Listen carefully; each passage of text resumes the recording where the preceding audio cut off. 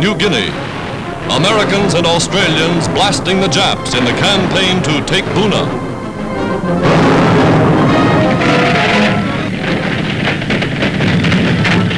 From the turret of an American tank, our cameraman brings a dramatic record of war as it is fought in this wild jungle country.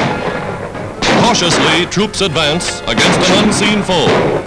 For a month, they've pushed forward across the Owen Stanley Mountains, routing the Japs from foxholes and pillboxes concealed in the jungle, firing, blasting at every moving leaf.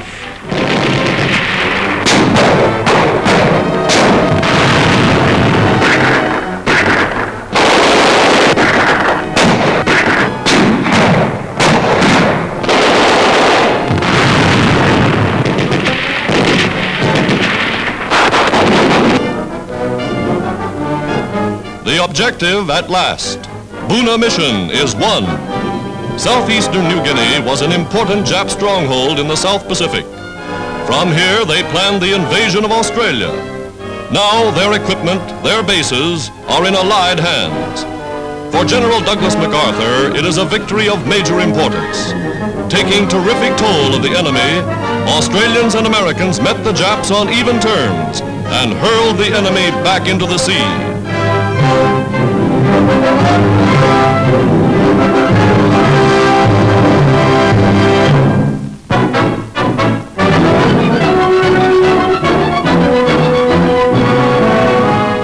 The streets of the capital are thronged as Santiago hears the news that Chile has severed relations with the Axis.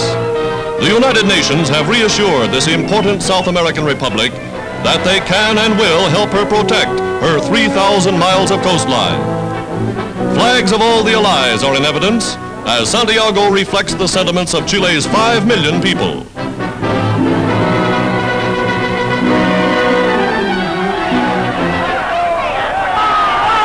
From the palace, President Rios looks upon a cheering populace, hailing Chile's defiance of the Axis.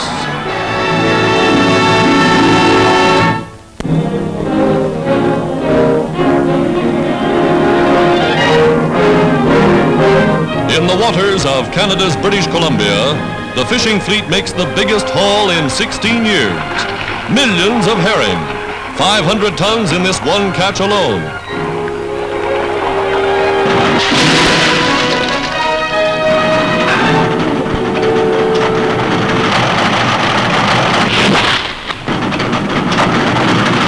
Norwegians have taken over the job formerly done by the Japanese, and they're bringing in enough fish in one day to fill 80 railway freight cars.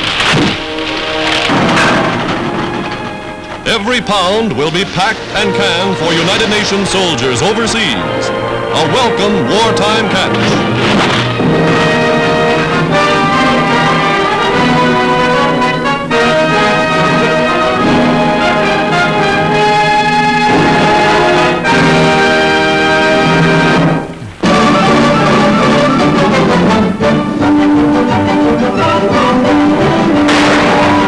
Athletic sports take the spotlight in New York's huge Madison Square Garden as 16,000 enthusiasts turn out to see national collegiate champions set new records for speed. Here's Warmerdam, world's champion pole vaulter. Tonight, the Californian is aiming for better than 15 feet. And he clears the bar with inches to spare, a new mark for an indoor meet. Climax of the evening is the mile race. Stars are entered from leading American universities. New York University's Frank Dixon is setting the pace.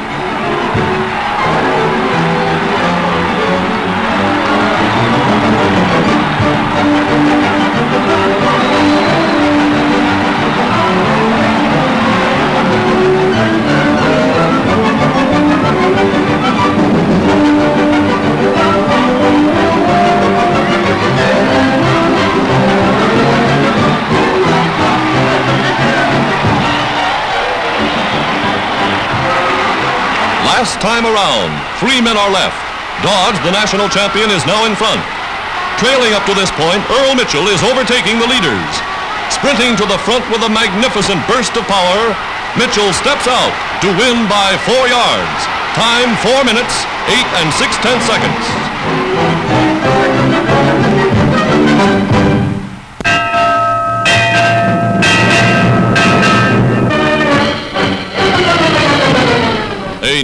United States man of war makes a trial run before joining the fleet. 41,000 tons of fighting ship, she's the fastest, most powerful battleship afloat.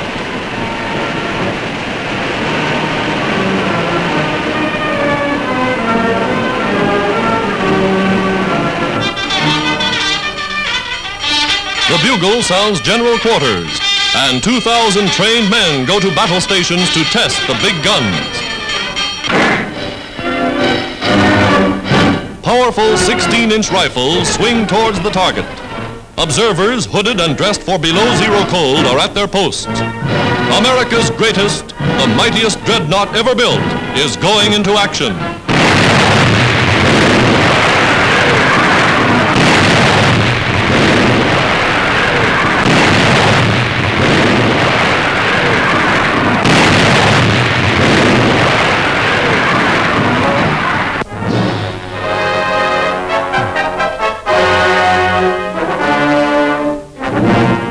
500 miles northwest of Darwin, Australia, the Pacific island of Timor has been held by the Japanese for nearly a year.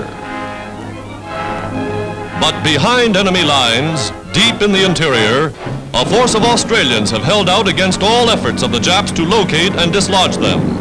For months, Jap planes sought their hideouts. And while Australia gave them up for lost, the men assembled a radio set from bits and pieces stolen in raids on the enemy.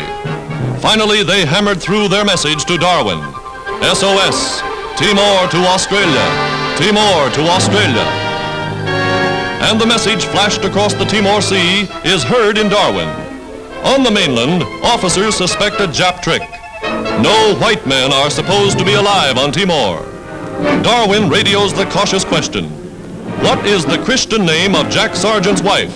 Answer immediately. And the men on Timor flashed the answer: Joan. In this way, Australia was satisfied. Secretly, food, clothing, and ammunition were rushed to the beleaguered Australians on their 7,000 square mile outpost. Letters from home for men long given up for lost. With fresh supplies and friendly native help, the Australians launch an attack on Japanese-occupied territory. Moving up over mountains, through jungles, they take the enemy by complete surprise.